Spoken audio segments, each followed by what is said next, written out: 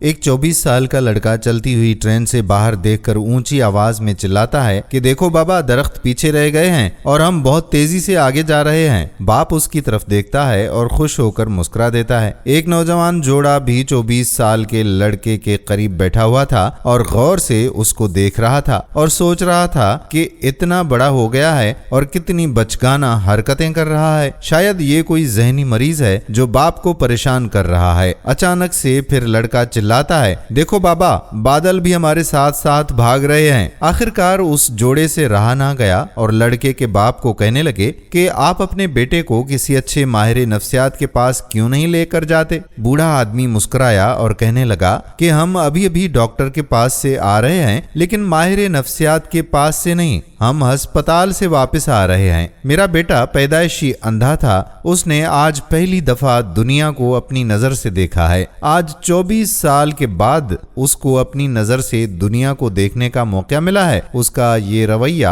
आपके नजदीक अहमकाना जरूर होगा, लेकिन मेरे लिए ये किसी मौजज़े से कम नहीं है। वो जोड़ा लड़के के पास आकर बहुत से अनकहे अल्फाज और आंखों में शर्मिंदगी के आंसू लिए हुए बैठ जाते हैं और उनकी खुशी में शामिल हो जाते हैं। दोस्तों, दुनिया में हर इंसान की कोई ना कोई कहानी जरूर होती है, लेकिन हम लोगों को बहुत जल्द उनके जाती मामलात में दखल अंदाजी करना और राय देना अपना फर्ज समझते हैं, ये ना जानते हुए कि वो कौन है और उनको क्या मसला है। इस कहानी का सच भी आपके लिए हैरान कुन है। दूसरों की जिंदगी में झांकने की बजाय और राय कायम करने की बजाय अपनी जिंदगी पर तवज्जो दें। इस कहानी से मैं बहुत मुतासिर हुआ और आप सबकी खिदमत में ये कहानी वीडियो की सूरत में पेश की। उम्मीद है कि आपको भी पसंद आई होगी और इसे शेयर भी करेंगे। आने वाली वीडियो तक अपने मेजबान कादिर बख्श कल्होड़ो को इजाजत दीजिए। अल्लाह हाफिज।